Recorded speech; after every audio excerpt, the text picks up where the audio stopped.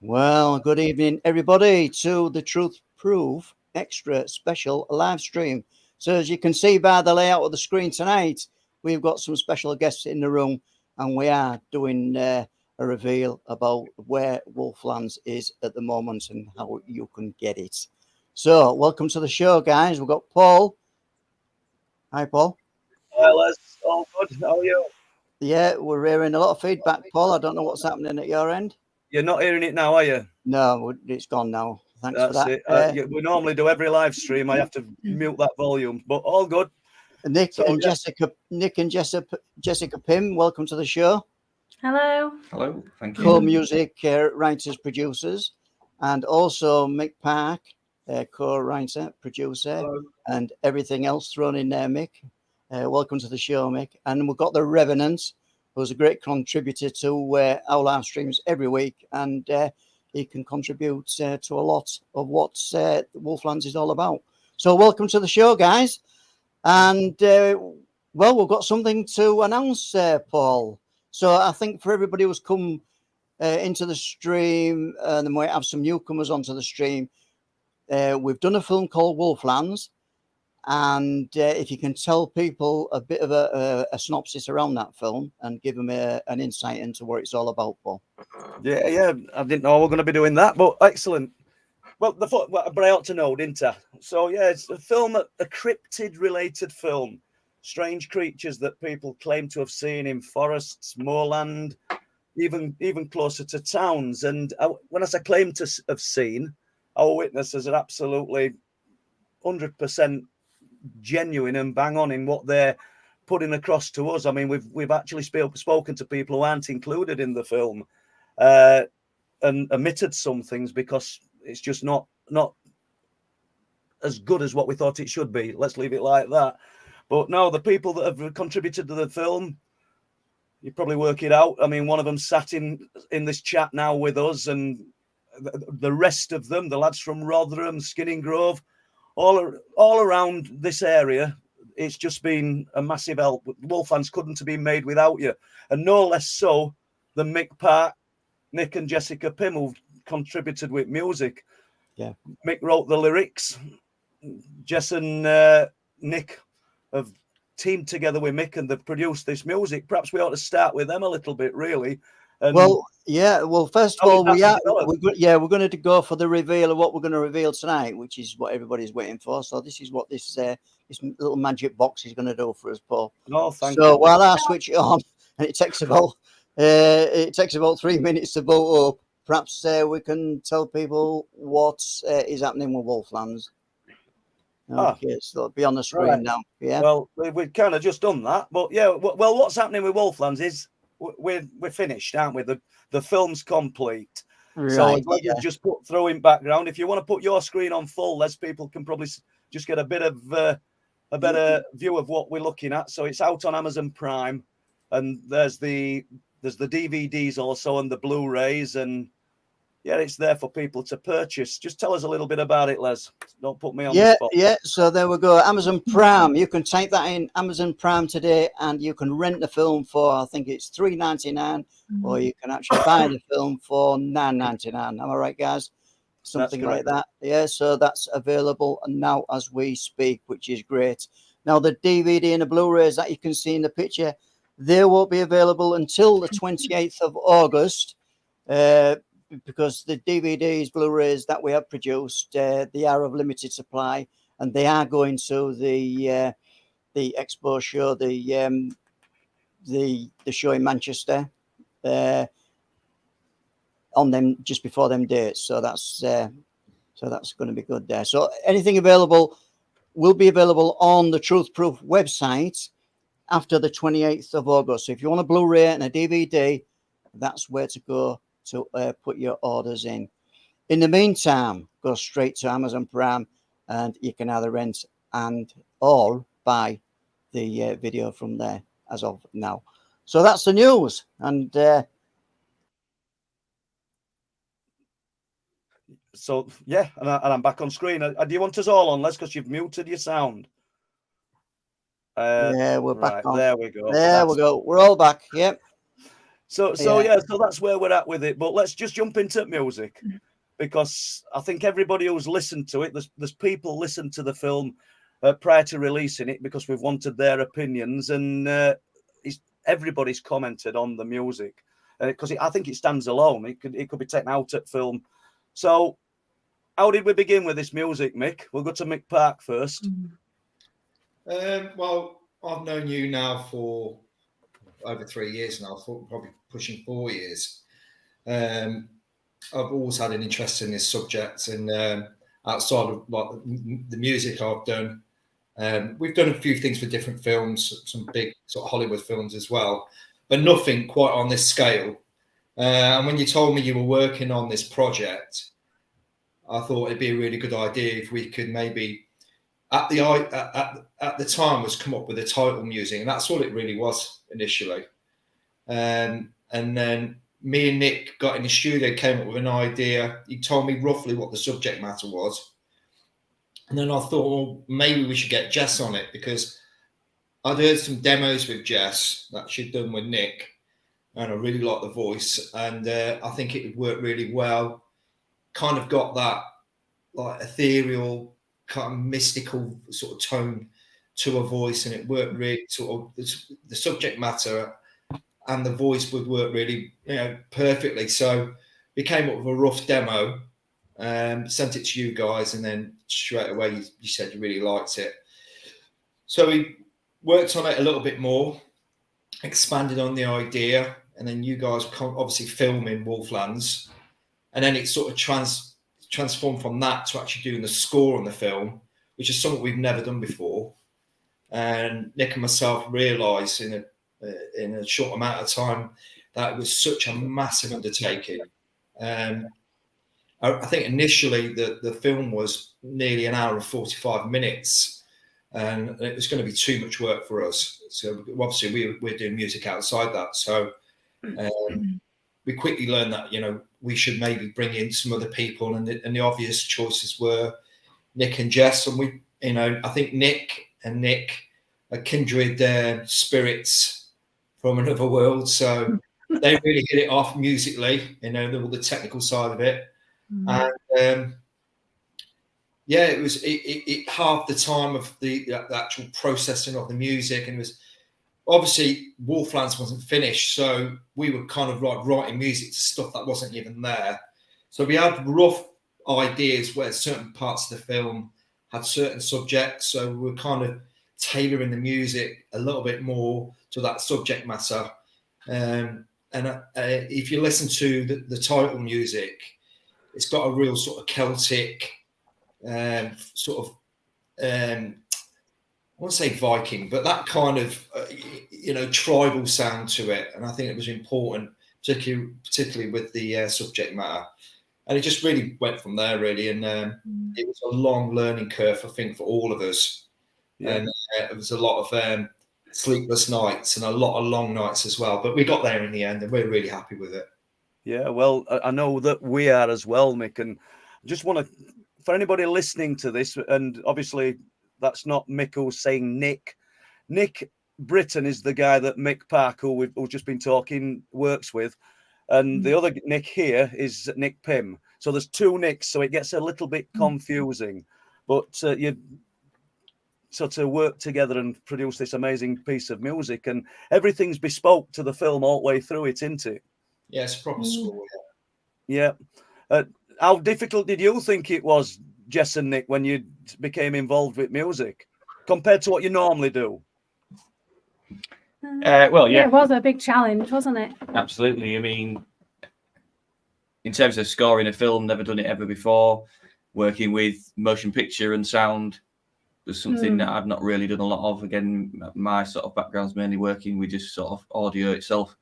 So working with the visuals as well, and trying to sort of climb that And put them very together. steep learning curve, was quite a challenge. But it took quite a while, didn't it? But once we got on board with it all, we got on a bit of a roll with it, didn't we? And then a few teething problems at the start, but obviously, as I say, once we kind of got our kind of heads around things and started to get the hang of it, then things started to move forward quite quickly, really, and we started to sort of get some good ideas down and started to move things forward, which is really encouraging. It's kind of evolved, hasn't it? The music's evolved as we've gone along. I mean, I'm not talking like I'm some kind of expert with music. You know, I'm not. But I mean, before we move to Rev, do you briefly, Mick, want to just tell us your background in music before you looked at Wolflands? Because it's a total jump from what you're normally involved in, isn't it? Yeah. Well, we started making music in sort of the early 90s. Initially, we came from like a dance, art music, sort of a dance background, electronic music. But we kind of branched out and started working with some really high profile people. Initially doing remixes for them, and then that sort of expanded into actually producing music for them. So there's quite some high profile people that we work with. But we've all, like I said before, we've worked with a guy called Paul Oakenfold, who did quite a lot of stuff, sort of mid to late 90s in film. He's kind of someone we've worked with for a long time. So he brought us on board for a couple of projects, and they were only kind of tiny bits of a film, like Kidnapped Scene, or there was a nightclub scene that kind of worked with what we were doing then, but nothing on this scale. And like I said, it was a huge learning curve. I think between the four of us working on this particular project, we've learned so much, and we probably half the work time and processing time down on the next project, because we've never obviously scored music to time code, and of course Nick and Jess, they were working to time code as well. So we had to make sure what we were doing and they were doing, because we worked individually, was very precise. Because when you bring the two, styles of music together, they need to be precise. Otherwise, there's so much editing involved, and it takes up so much time. And Nick probably could tell you a little bit more about that. Yeah, excellent. Thank you. So based on what you've seen of the film, then, Rev, what obviously you've played a big part in this. You've really you've helped us immensely, as has Chris Wright, who's not here tonight, and so many other people. What do you think to finished product? It's brilliant. You've everybody. You've done such a sterling job on it. It's you should be very proud of a lot of you. It's everybody that sees it, you'll understand what I'm saying, because it's fucker. Thank you. And I ought to say at this point, I don't know, Les, whether you're going to take any questions from people in chat, but if anyone wants to put any questions to these guys or me and Les, just feel free to do that. We're on here for another 45 minutes, and then we'll see you next Thursday, kind of thing. Yeah, so, it's only a short one tonight. Yeah, it's only up till about 8 o'clock, as you say. And so I've got a question for Mick, actually.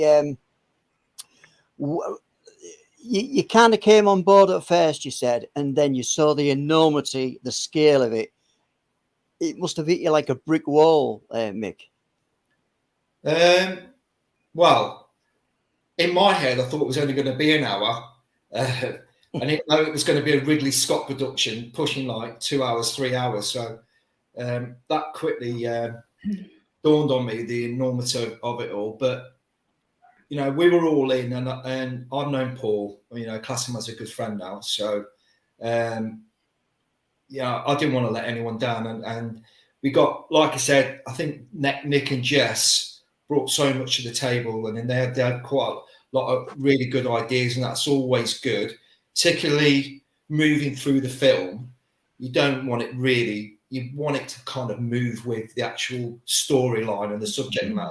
I think particularly the parts where the Rev is on his particular account, it really builds to that. And I think it was important that it didn't kind of come together like a crescendo, but there is some movement towards that. And I think moving forward, if we did anything like this again, we would approach it differently. We'd let you finish the film first. It's how it's normally done, and then we write the music, we write the score to the actual finished product.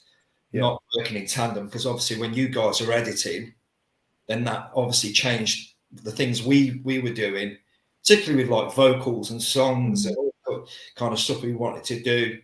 And I think you guys would probably think the same as well. You would do certain things differently. You know, there'd be gaps in enough space for the music in certain and you know, it was a massive learning curve, like I said, but really enjoyable. Yeah, well, you know, for anybody who watches this later, you know, there's a poem in the film towards the end, shall we say, and that were Mick's idea. I'd like to say it were mine. I'd like to take credit for it, to be honest with you. I wrote it, but it was Mick's idea. And when he first said it, I thought, yeah, I don't really think this is going to work. But do you know, I think it's one of the best parts of film, to be honest with you. I really like it. And where did you come up with that? I know there's been a lot of people who've not heard this and they'll be thinking a poem. Where did you come up with that concept? I actually ripped off a Stone Roses documentary. It starts off with Alfred Hitchcock, and he was saying the meaning of happiness. I can't remember what the whole poem is about, and he's kind of reciting something that he felt really dear about, and it wasn't a poem. It was basically a conversation he was having with someone, but I thought it was really powerful and kind of with the music in the background. And I thought if we could build to that, that would be kind of like the pre-part of the finale, which is obviously the song with Jess. So that's why I came to, like, maybe you should do like a poem, something kind of nondescript. So he's not specifically talking about Wolflands, but about, you know, the subject matter, the whole genre of, like, you know, what you guys research, and it kind of encompasses that. And we did a bit of a backing track in the studio, a demo. We got some Arabic vocals from somewhere. I can't remember. We might have had some samples, and I sent it to Jess, and then that's when obviously Nick and Jess, they did their bit. Yeah, it is a real special, I think, moment in the film, that little bit, because, like you say, that with the poem and then the vocals underneath you talking, it is, yeah, I just think it is like magical, like really like comes together, and it brings the ending, yeah, together. It's nice, it's good, isn't it? But that didn't take us too long to write, did it? That part. Once Mick and Nick had sent us their idea, we then worked on it, and then we came up with the ideas quite quickly with that, didn't we? Yeah. And then all the harmonies and all the layering, it all just, yeah, that part that came kind together. of whole sort of ethereal sort of vibe just lends itself really well, as Mick's already said, to Jesse's voice. And I guess we were trying to make sure, you know, with the discussions that we had with Mick and Nick, to sort of make sure that, again, the music throughout kind of makes sense and it's the same, kind of keeping on a similar sort of wavelength and theme, so that it didn't kind of just end up being the work that we were doing here and the work that they were doing there was just going to kind of butt heads and not make any sense. So there was a lot of sort of thought, I suppose, into coming up with those ideas and trying to keep them flowing. I mean, yeah. But as I said, it works quite well for us, you know. And when we kind of put in all those sort of little bits in here and there, where they kind of keep coming in and out throughout the film, you know, it was quite easy to sort of kind of put those together, really. Yeah, because I think initially there wasn't going to be as much vocals, I don't think, throughout the film. But once we saw the film and then we started working on the music, we just thought that it needs the vocals. It just makes it, it just makes it, real special.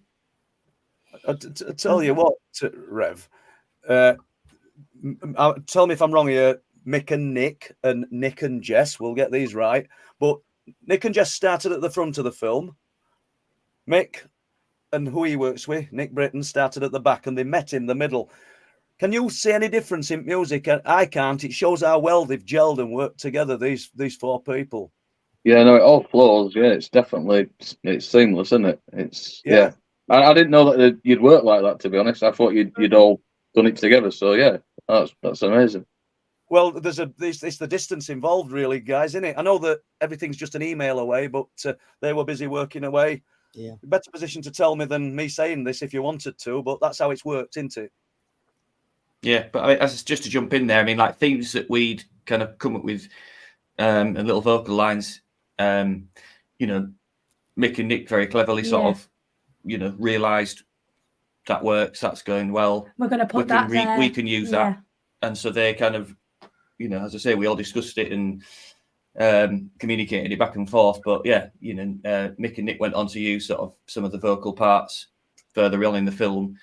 You know, they wrote other stuff musically underneath it, but realised that they could still, you know, make use of those sort of vocal melodies and things. So yeah, to help again, as we said, just to keep it sort of flowing and working and all tying together. And we kept the instruments the same as well. Made sure that we use the same instruments. It wasn't, complete. I mean, like Nick and Mick have their own sort of sound libraries, and we have ours. But you know, again, we sort of all still went for that sort of same vibe in terms of the sort of sounds that we were trying to use to make it, that whole sort of sound world encompassing to the sort of, you know, being. I know we ain't got to any questions yet.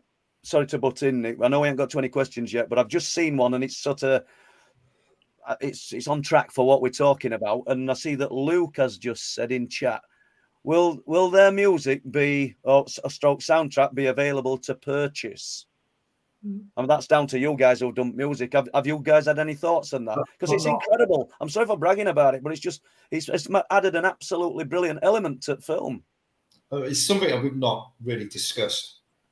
There's obviously options there, but we could maybe explore. But you know, right now it's just it came out of the blue that the film's coming out today. So you know, we've been trying for a while now to get this place. So maybe we could look at that a bit further down the line. Yeah, have you got? Just moving away from Wolflands, have you got between four of you any plans to produce more music? Yeah, like super. Yeah. So, right then, Les, have we got any questions here? Yeah, no, not so. I think you answered. Let's have a look. No, I think that was the only question that asked. Well, I can see just dipping out of chat there. We've got a guy saying it's like bad luck to lose your berry. Now that's a question for me and Les, that because we have started working title Wolflands 2. It won't finish at Wolflands 2. I'm pretty sure of it. But losing your berry, that's one of our new witnesses. Absolutely brilliant guy, and he's had a strange experience at Danesdyke, ex-military, and he fetched his credentials to show us his position in military and what have you, pictures of himself and whatever you, and his berry, which is in back of Les's car. So it's still there, and Joel's gutted because he wants it back.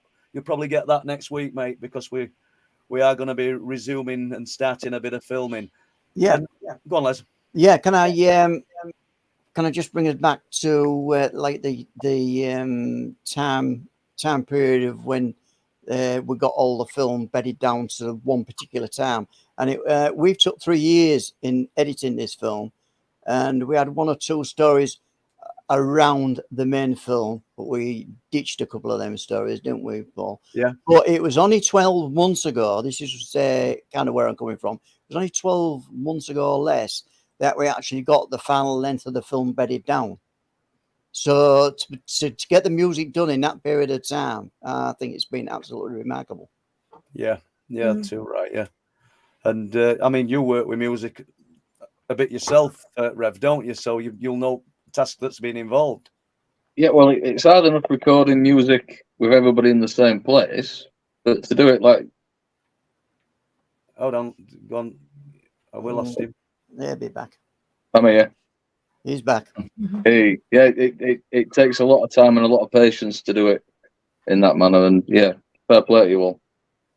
Yeah, thank you. Yeah. So I'll just say for anybody who's just come into tonight's stream, welcome to a night's show, and we are talking about the film Wolflands. As you can see behind me, the film Wolflands is available from Amazon Prime Video. You can hire or buy it from there as of we speak. So yeah, we'd urge people to really look into that and get it if you want it. We even have some cups.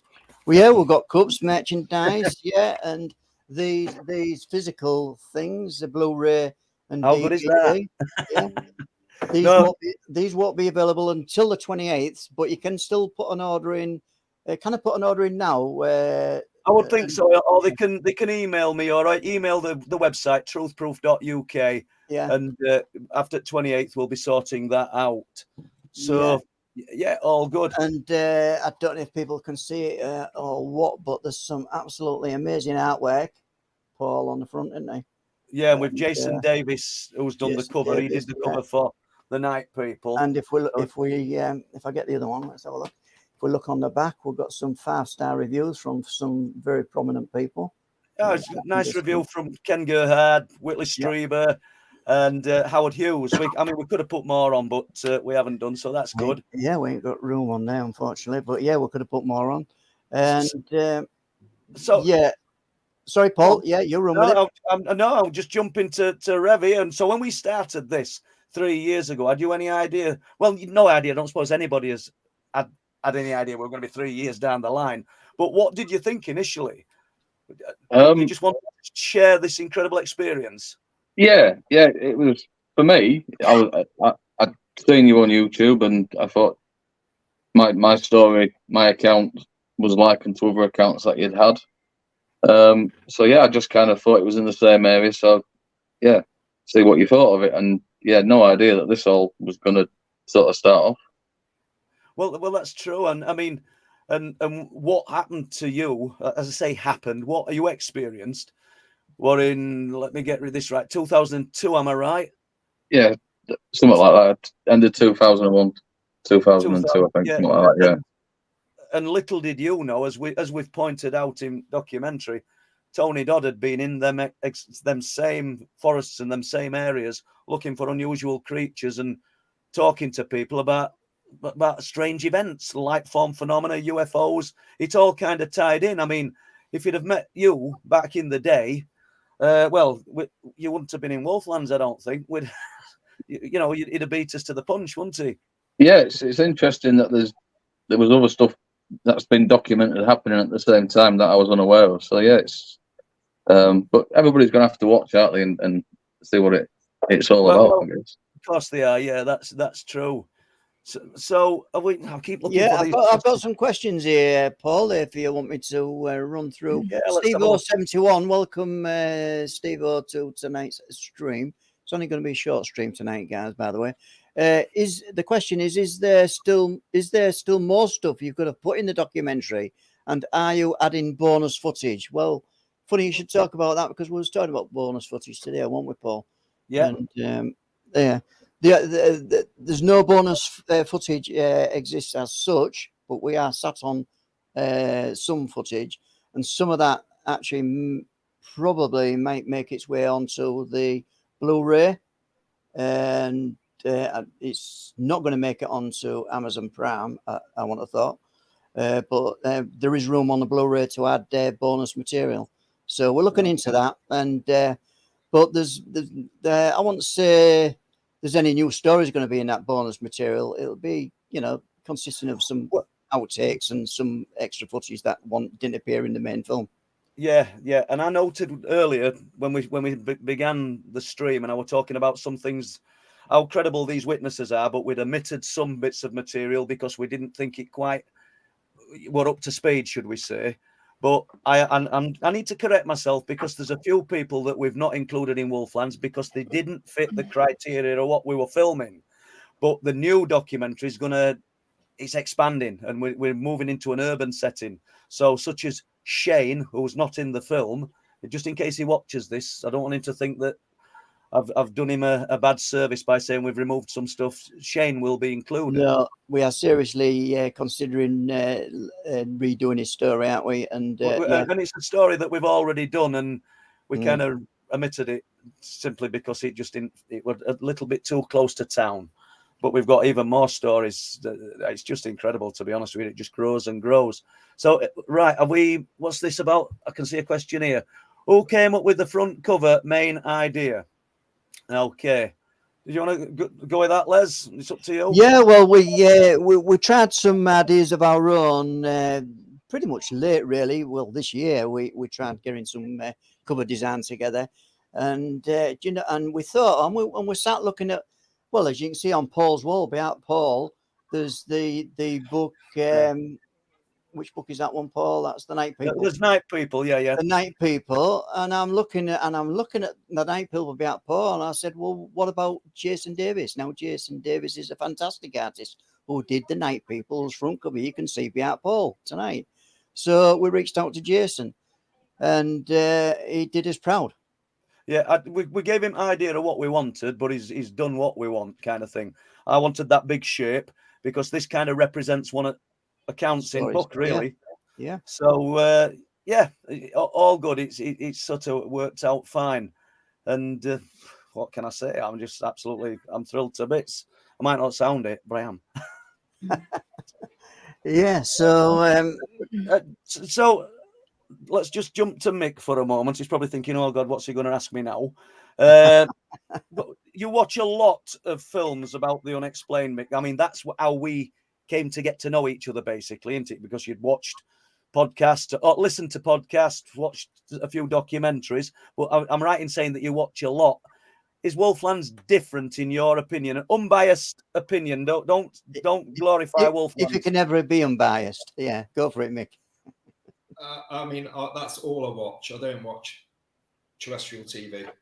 I live on documentaries and all sorts of like weird kind of out there bits of film which follow UFOs, cryptids, all that kind of stuff. It takes me away from what I do in the music world, and it's a big thing for me. I really enjoy doing it, much to the annoyance of my missus. But yeah, great. And then we obviously connected through a mutual friend of ours, and yeah, when you initially said you were doing it, I was like, wow, that'd be really good, because I like the way, and I've always said this about how you conduct yourself and how you report the various incidents and accounts.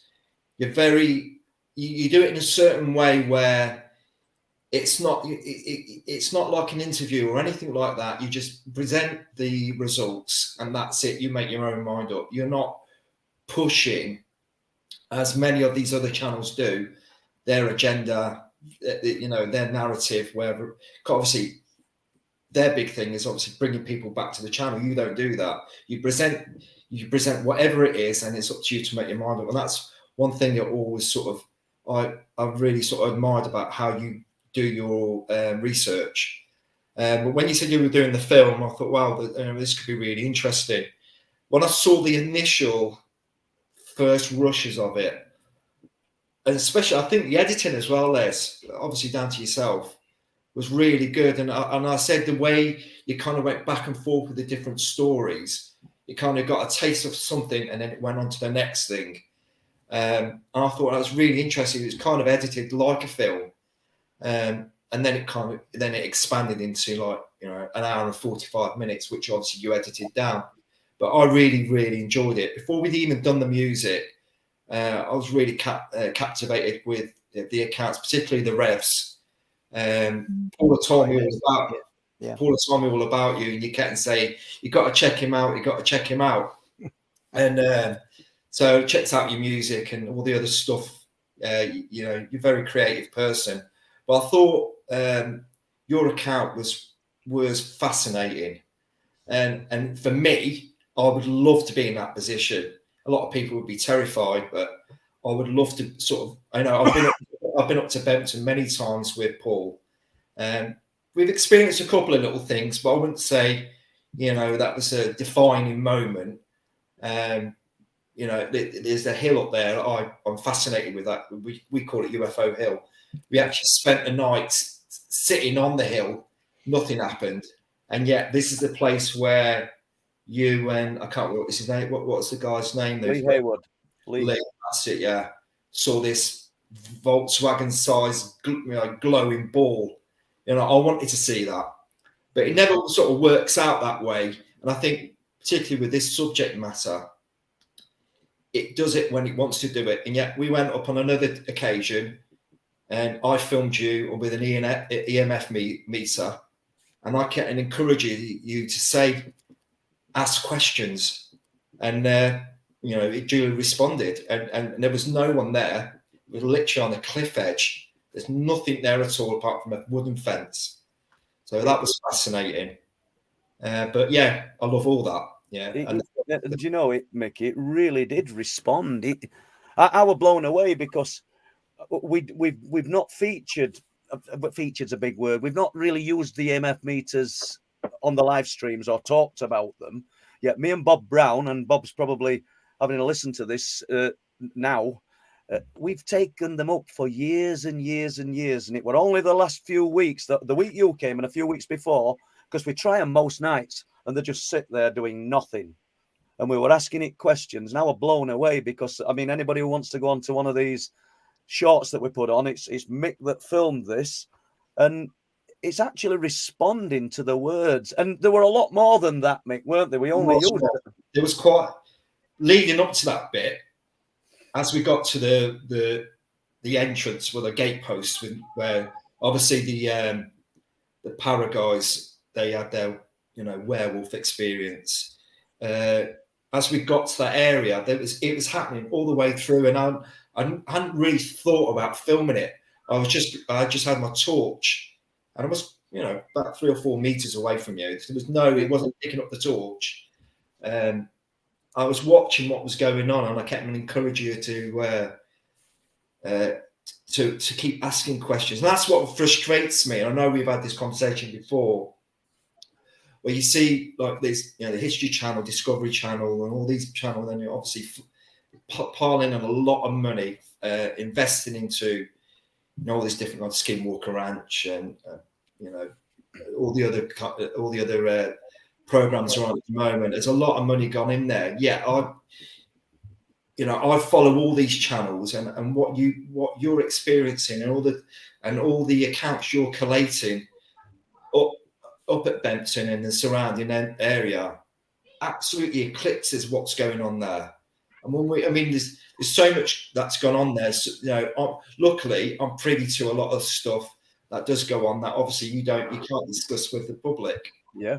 There's some absolutely mind-blowing things that have happened, and for me, I wish you guys would get a lot more investment and someone to come in and go, look, I'm going to give you X amount of money. You can get all the equipment, and we've talked about having caravans up there 24/7, buying buildings overlooking the sea, and 24-hour like a research centre, but. Obviously, those type of things take a lot of finance and investment. Yeah, that's true. And it's finance and investment that we don't have. I mean, I have no shame in saying that we could not have afforded for you guys to have done us that music. I mean, you come forward and said you'd do the music, and then Jess and Nick have got involved. So we're really grateful for that. But I'm sure there's people out there that might take an interest, people out there that might think, well, this might be worth working on and expanding, because there's definitely something here. But as I say, time will tell. I just want to throw a question out to Nick, because you're skeptical about most things, Nick, and that's not a slant at you, mate, but that you are. What did you think when you got involved in project and you knew what we will get, what the subject matter was?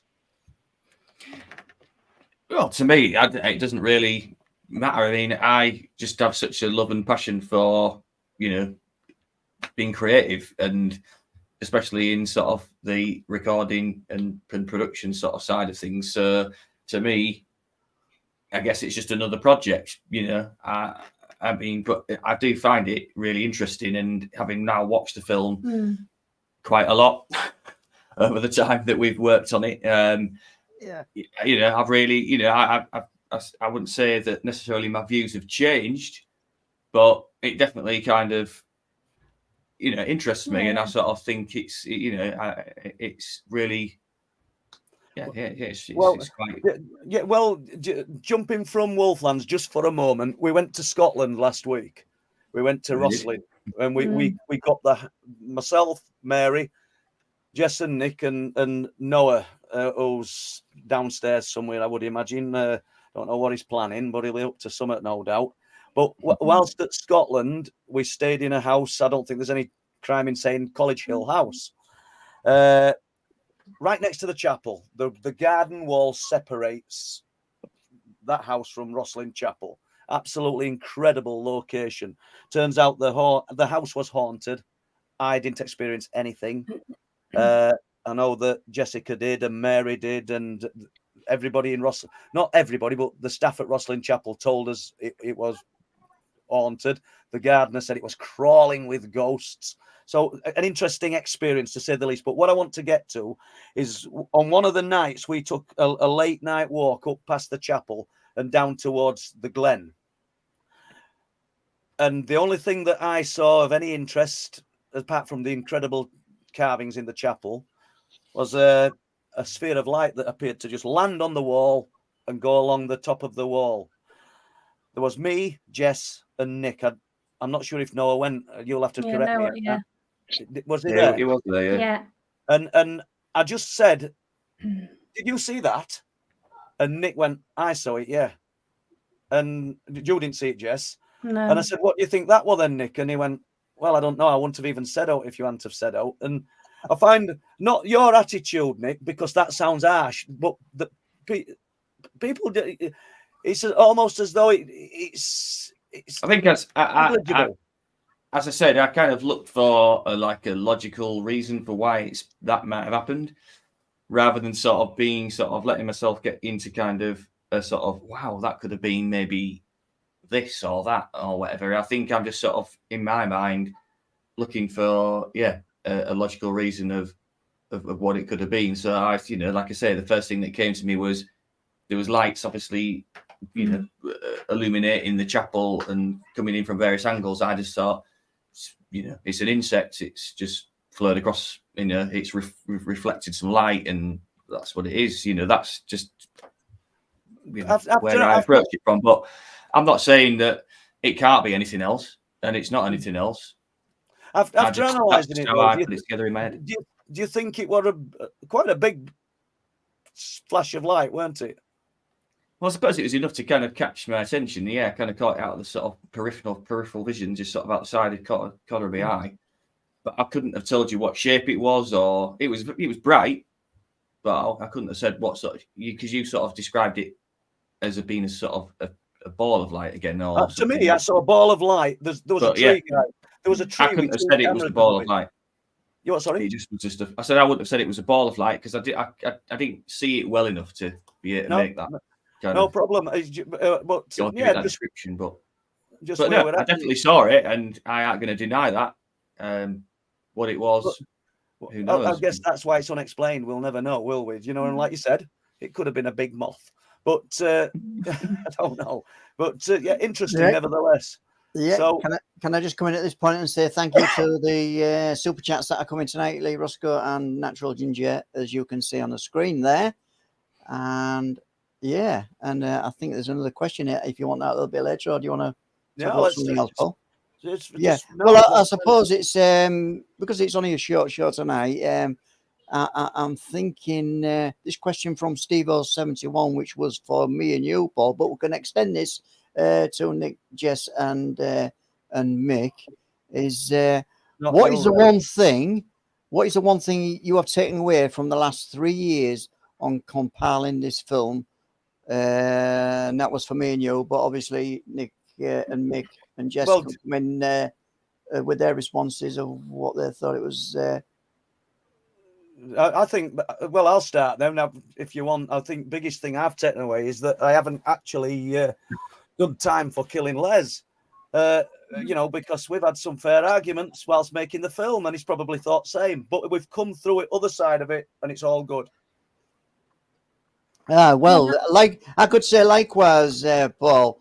Now, just to put people in the picture, there was 2 editors on this film at the same time. Now, probably most of you know, if there's somebody else in the kitchen watching over here, sometimes it doesn't go really well. And we had them periods, didn't we, Paul? Yeah, but I'm really glad in a way that we collaborated as much as we did, practically on a daily basis. I mean, I know your habits more than I know my wife's now. You know, this is where it's got, and I think at the end of the day, it really helped bring the film together, even though it took probably double the amount of time that it would take me, say, to edit, or even you. Paul. No. Let's put his hands up here. I couldn't have done the edit. I've sort of directed what I want and where I want it, but the skill, you've put that skill in, Les, and you've done the edit, not me. And I've sort of directed it, and at times it's not directed in direction that you wanted it to go, but it's worked, hasn't it? You know, we've sort of. And I think I'll just tag on this, and we'll tag this onto the same question for Nick, Jess, and Mick. Is if you did it all again, what would you do different? Is this too? Me? Well, that's the feel, Paul. How would you see on the way it was approached? Would you do it any different? Probably, but I don't know how I'd do it different at this moment. I realised that we made loads of mistakes at the beginning. Do you know? But I don't know how I would do it different at this moment. Musically, learning from Mick and Nick and Jess, I know that whatever we do next is going to have, we're not going to have to, but it will have more spaces for people to appreciate that beautiful music that they produced. Yeah. And how would you think then, Rev? What would you think that if it could be improved? That's worth throwing out? Well, personally, it's more from how you produce it, isn't it? So it's what makes it easier for you to produce the next one, I guess, is the more relevant thing. But as I wouldn't improve anything. It's brilliant as it is. So it's just what you've learned as you've come to them decisions, isn't it? At that period, yeah. Yeah, I agree. I think it's what it's come to is its final final being is great. I think it shows all of the hard work that everybody's put in has come together as it should. But yeah, as I say, in terms of streamlining the processes of both the filming and the editing, and the music production side of things as well. I mean, yeah, we can all take things away from it, and we all are and all have. And that's, the discussions that we've had with Mick and Nick, we were all have said, there's definitely things that we can streamline, we can do better next time to just speed up the process. Really, not that the music that we've produced we feel we've had to compromise in any way. I think the soundtrack and what we've come up with is good, and it's as good as it could be. But as I say, I think in terms of time saving and being more efficient is more, I think, the thing to look forward to for the next project. Well, I'm hoping that you might want to jump on board with next project. Are you going to get involved with next project? I hope you are, Rev. Yeah, you know me, I'm game for out. So if you need a hand, I'm here. Well, we've already we've already done some preliminary filming, haven't we, Jeff? And just picking up on a story which we got to develop. But yeah, it was interesting out there that night. The filming once. It was, and it was very damp. And not camera friendly, was it? Really? No. Well, we'll give them a brief outline of that. We went to another area of forest, probably 3 miles away, 2 miles away from where you had your experience. Yeah, out there, innit? Not far. Not far. It's just separated by moorland, really, and forest. It was Leaf Howe. Unusually, another old house, another old farmhouse in middle of nowhere. This one were boarded up, and back in the day, back in the 1990s, school children used to frequent this with the teachers, obviously on holiday. And I get a report out of the blue of guess what? A creature sighting similar to what you saw, but not only that, teacher and a group of children. So we're going to develop that. I mean, what direction we'll go with it. well, I think we've a rough idea what direction we'll go, but how much it will feature, because we're moving into the urban setting as well this time. So yeah, it's just there don't seem no end to it. It's just absolutely just teeming with information. And somebody touched on Lee Hayward.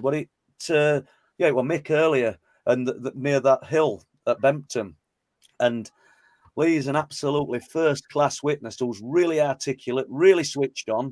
He went to Bempton that night with me to tell me what these things could be. He'd done his own work. He knew what all the boats were. He could tell you names of aircraft that were going to be flying over, or what were flying over. And then these orange spheres appeared.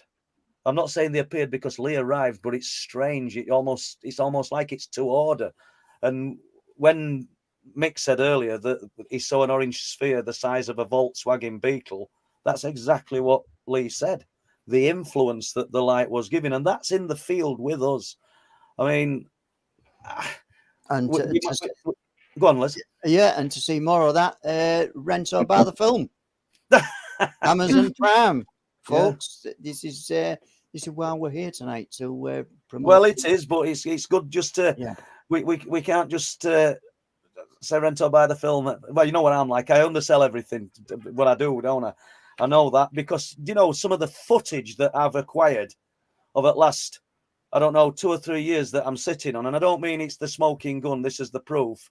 But when Mick touched on these other documentaries, these other programs that are making mainstream TV, the big ones that people like to tune in and watch, where there's a big, excited, screaming match just before an advert, and you come back and there's nothing. Somebody's dropped a can of beans. So I've got footage that they would absolutely rave about, UFO footage that's just incredible. And yeah, I've no doubt it's going to, between what we're going to do next, whatever project we do next, and what I'm going to do with Chris Turner, some of that's going to get put out there without a doubt. But that's all because we're putting the time in. I don't know how many other people are actually going to these locations and standing up there in early hours at morning. And poor old Bob Brown, who's struggling at the moment with his hips and what have you, going up in winter in November and December, and walking about at 11, 12, 1 in the morning, looking or trying to catch a glimpse of the phenomena, and saying that his hand's frozen to his cup and it does his arthritis good. That's the spirit of Bob. He's just a great guy. So, we need on live stream at some point, no doubt, Les. We've got to make a note of that. Yeah, sure. Yeah, no problem. So we've only got like 8 minutes left. Is there out that you guys want to add to this during process of making Wolflands that you think that we could improve with next documentary, or you enjoyed more than other parts of it? No. Just from a creative side of things, just touching on what you said earlier, how we would improve. Well, we've already improved how we process and create the music, because a lot of the time was taken up by sourcing the various samples we needed for different aspects of the film. There's a lot of sound effects and sound design in Wolflands, and we had some of that, but not all of it.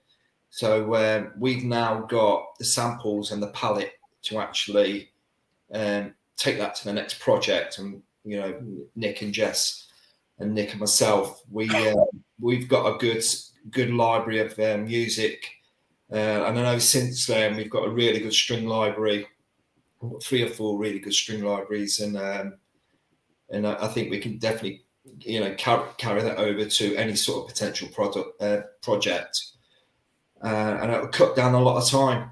And I think ultimately that's what it's all about. We all have stuff going outside of these particular things, so anything to cut down time is always a big bonus. Yeah, excellent. And just briefly, I see somebody in chat, none on. Is there a trailer? You've gone to this YouTube that's playing now. If you scroll down, you'll find a trailer for Wolflands. I think it's still on there, isn't it, Les? No, I don't think it's available at the moment, but there is a shot of. There was a long version. There was a longer version on there, but we've run to a 4-minute version, so that will be up on there at some point, or it might even be on Amazon Prime shortly. Okay, no worries. Yeah.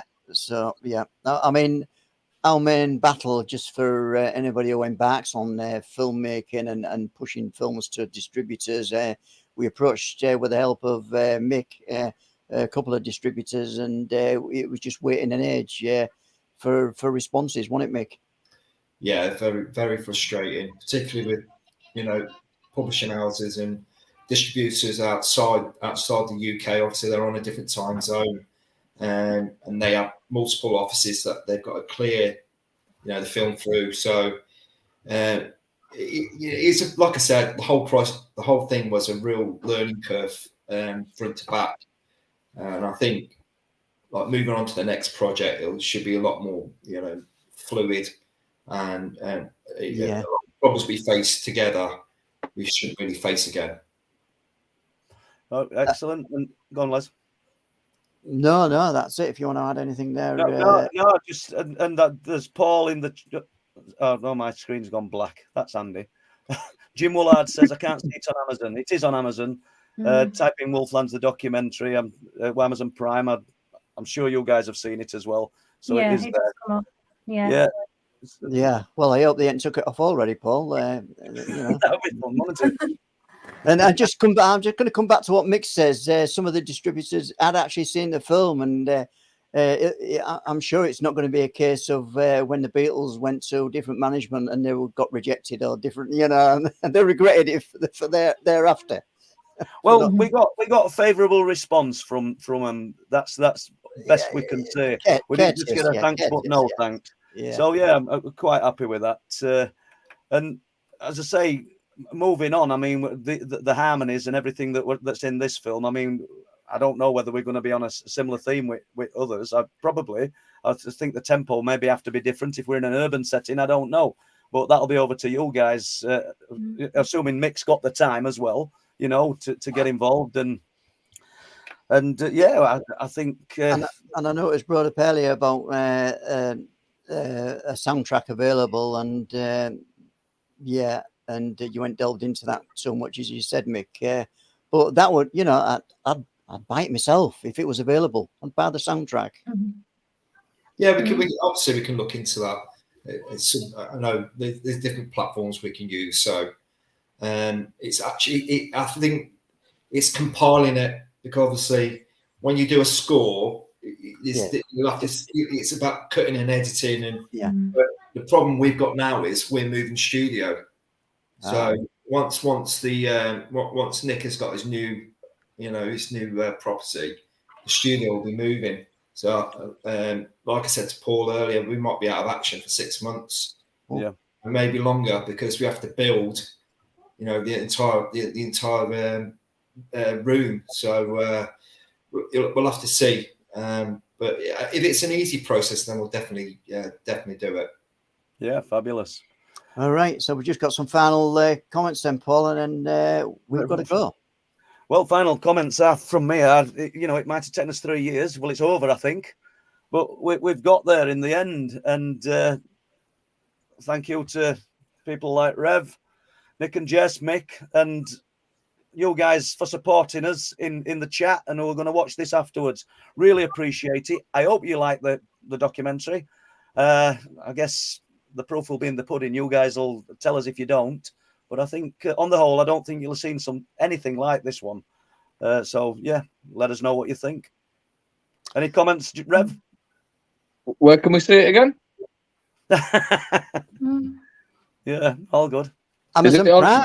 Yeah, Amazon Prime, come on, Amazon Prime, and then after I think you get the orders in for the DVDs or Blu-ray, and they will be shipped out after the 28th of this month, because we've got limited stock, and they're going to this show in Manchester. They're going to Awakening first. The Awakening, that's it. That's right. So that's where we are on that one. Thanks for everybody for joining us tonight. And as I say, if you want to rent or buy the film, Amazon Prime, Wolflands, just type it in, you'll get straight there.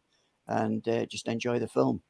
Nick, Jess, thank you. Mick, thanks. Rev, thanks. Les, thank you very much. Yeah, thank you all for joining us. On that note, we'll say good night to everybody. Good night, and we'll see you on Thursday. Bye-bye.